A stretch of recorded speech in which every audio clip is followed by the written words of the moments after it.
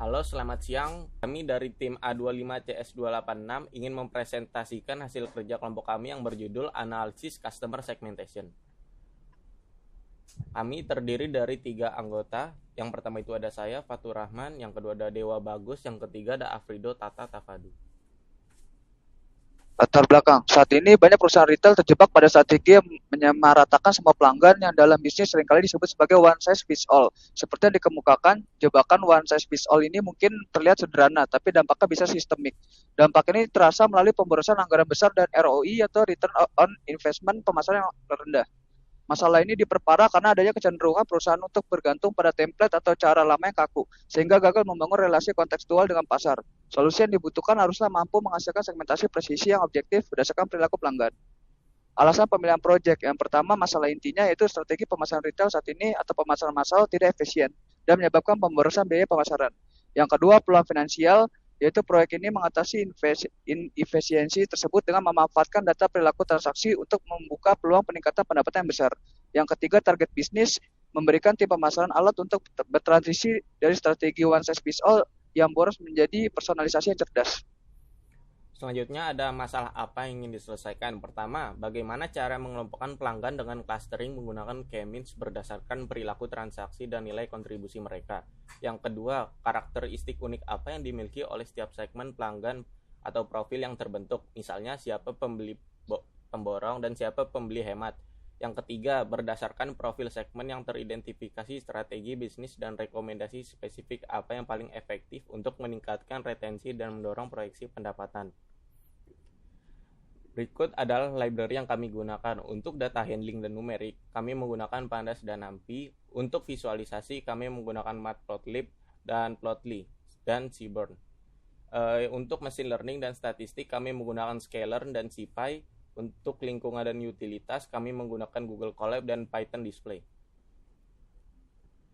Berikut adalah informasi data frame awal. Data frame kita mencakup total 536.350 transaksi.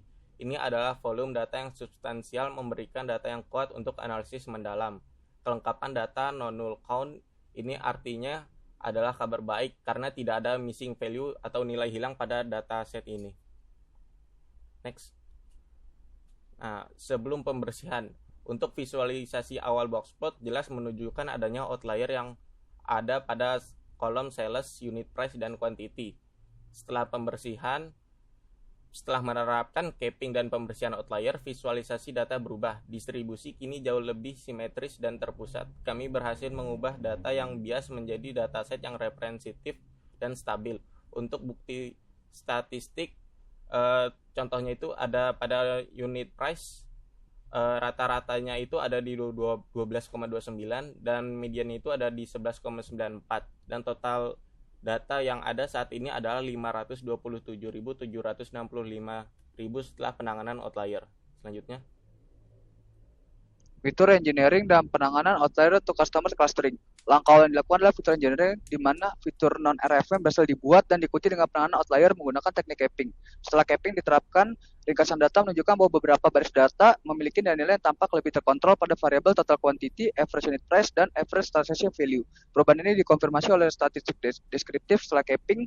Sebagai contoh, nilai maksimum untuk total quantity yang awalnya mungkin jauh lebih besar, kini dibatasi atau di capping menjadi 1972 sekian, dan nilai maksimum untuk average transaction value menjadi 5.348 sekian. Pembatasan nilai ekstrem ini menghasilkan nilai standar deviasi yang lebih kecil dan representasi kuartil 25%, 50%, dan 75% yang lebih stabil. Hasil penanganan outlier ini divisualisasikan melalui box plot, di mana IQR pada variabel total quantity, average unit price, dan average transaction value terlihat lebih padat dan whiskersnya atau garis batas atas dan bawahnya menunjukkan tidak adanya atau minimalnya titik-titik data outlier di luar batas, menandakan bahwa data kini siap digunakan untuk proses customer clustering yang lebih akurat. Lalu selanjutnya yaitu penentuan cluster optimal. Penentuan jumlah cluster optimal K pada model K-means melibatkan dua analisis, yaitu metode elbow dan silo score. Yaitu yang pertama, metode elbow, grafik SSE menunjukkan penurunan yang sangat tajam dari K1 ke K2 dan penurunan yang signifikan berlanjut ke hingga K3. Titik siku yang menunjukkan pelambatan laju penurunan SSE yang tidak signifikan mulai terlihat jelas di sekitar K3 hingga K4. Lalu yang kedua, silo score. Skor ini mengukur kepadatan dan pemisahan klaster skor tertinggi berada pada K2 yaitu sebesar 0,3855 diikuti oleh K4 yaitu sebesar 0,3409. Meskipun K2 memberikan pemisahan klaster yang terbaik secara statistik, skor K4 sebesar 0,3409 juga menunjukkan kualitas klaster yang baik. Justifikasi pemilihan K4. Pemilihan K4 sebagai klaster optimal adalah keputusan yang didorong oleh keseimbangan antara statistik dan interpretasi bisnis. K4 berada di titik siku yang secara statistik masih efisien. Lebih penting lagi memiliki 4 segmen pelanggan dibanding 2 atau 3. Dapat memberikan insight pemasaran yang lebih rinci dan target yang lebih spesifik bagi tim bisnis. K4 ini menaruhkan klaster yang cukup padat, sehingga menghasilkan segmentasi yang cukup dapat ditindaklanjuti atau actionable untuk strategi personalisasi produk atau layanan. Lalu selanjutnya, penerapan KIMIS dan profiling segmen pelanggan. Pemilihan K4 ini memiliki 4 segmen pelanggan utama, yaitu cluster 0, 1, 2, 3 yang diklasifikasikan berdasarkan fitur total quantity, average transaction value, dan average unit price.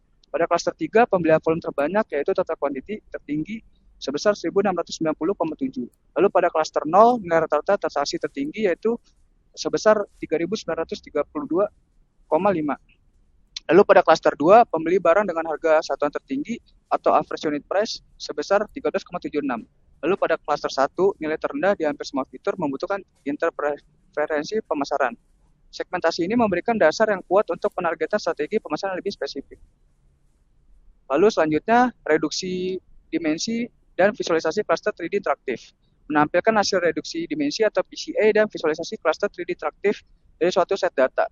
Di sebelah kiri terdapat visualisasi cluster KIMIS atau K4 yang menggunakan 3 komponen utama, yaitu PC1, PC2, dan PC3, yang berhasil menangkap total 14,91% plus 52,37% plus 32,72% dari 100% varian data.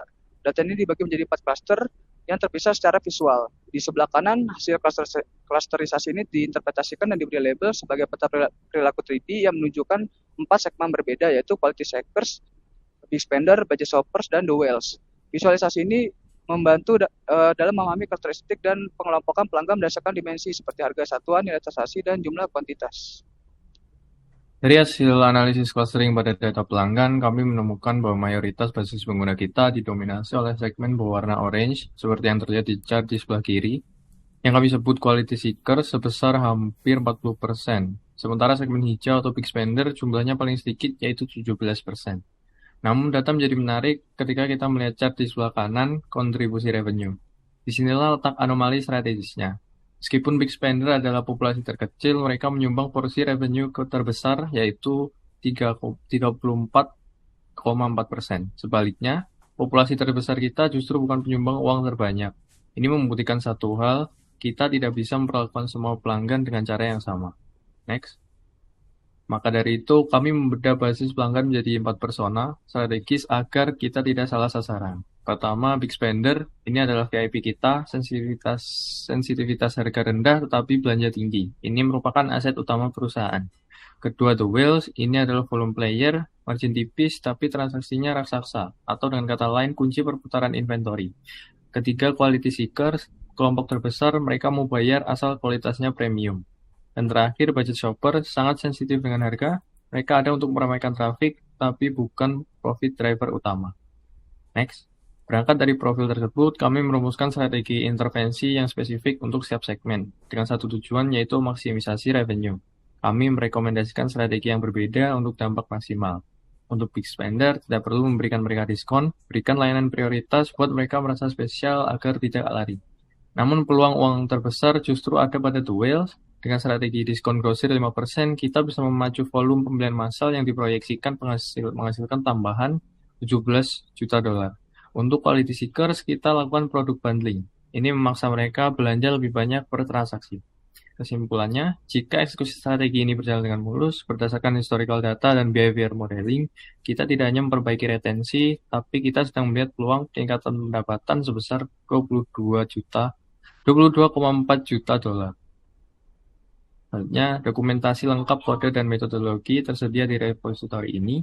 Kami sangat terbuka untuk feedback atau code review untuk mempertajam akurasi model ini ke depannya. Silakan akses melalui QR Code di layar. Sekian presentasi dari kami. Terima kasih atas perhatian Anda.